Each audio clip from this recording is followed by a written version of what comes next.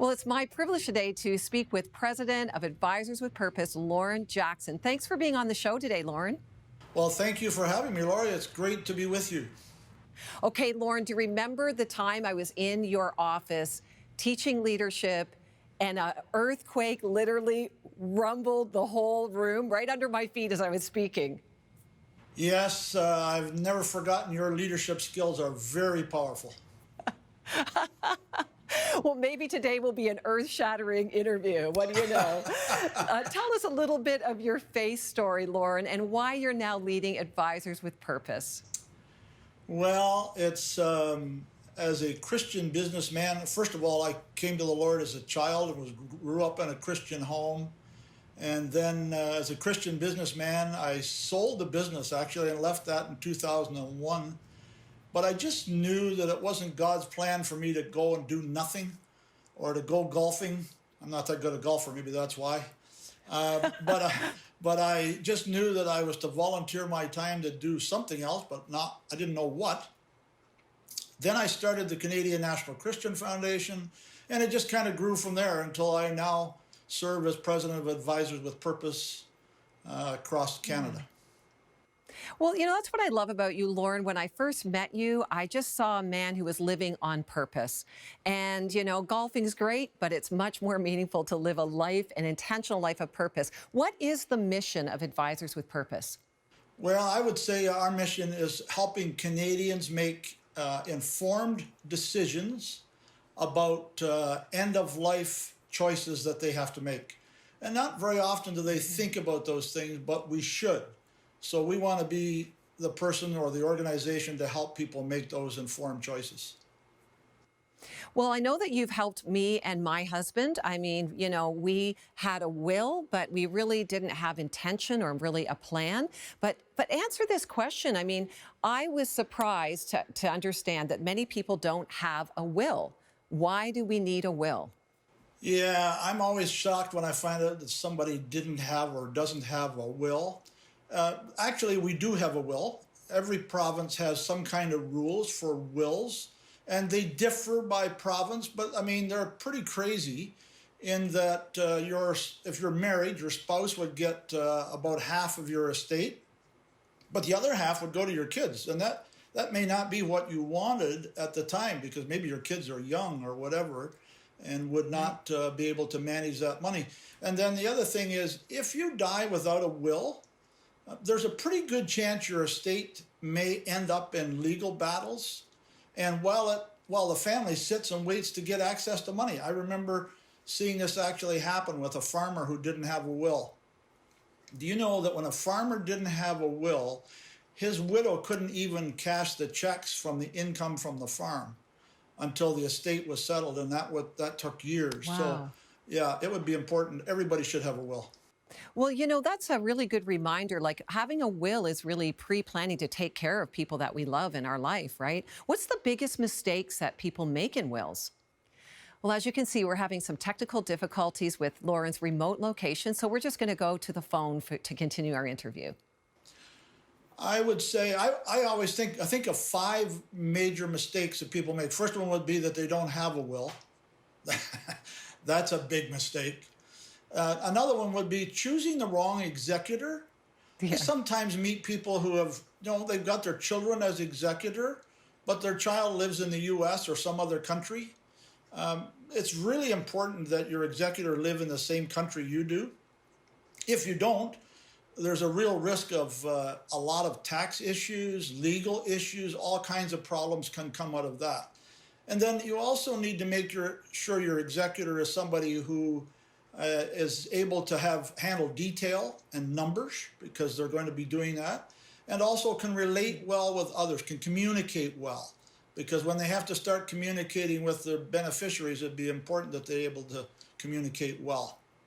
So that's the first couple I think of. The third one would be planning only for death and not for life. Now, I know when I say that, people go, what do you mean? You don't have a will for life? Well, actually, you do. You have something called a living will, which is really known as a power of attorney.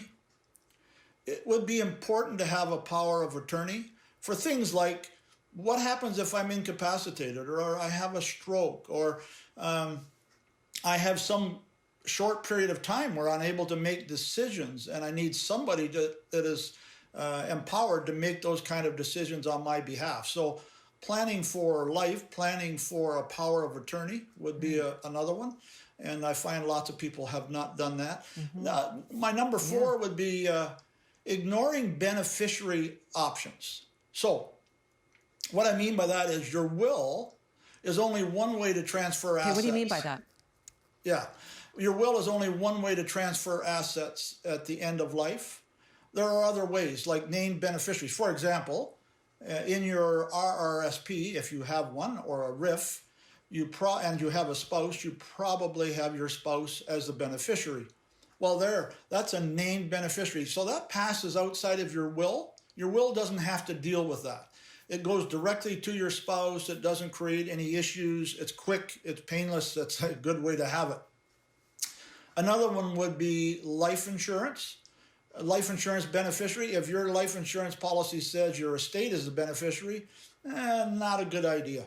Probably should be a named beneficiary on the life insurance as well. So just don't miss that one. Don't miss the opportunity to pass assets directly to the beneficiary outside of estate, so it doesn't attract probate and all those other issues. That's really helpful, Lorne. Yeah, we might not think of that. What's your 5th one? My 5th one would be not having a plan. So you may have a will, but you never had a plan. And I think a plan is equally as important as a will. Well, almost as equally important. I wouldn't go maybe quite that far, but pretty close. Okay, so you're talking about an estate plan. So tell us then, why do we need an estate plan if we already have a will? Yeah, so everyone needs a will, first of all, and we've already talked about that. Everyone should have a plan. For example, in life, we plan. We plan to make money when we start out. We plan how to do with it. We plan to save it, to invest it, to buy a house with it, retire. We plan to retire. All of those kind of things that we plan. And yet, wouldn't it just make sense that in good stewardship, we would have a plan for how to distribute the assets that God has entrusted to us all our life?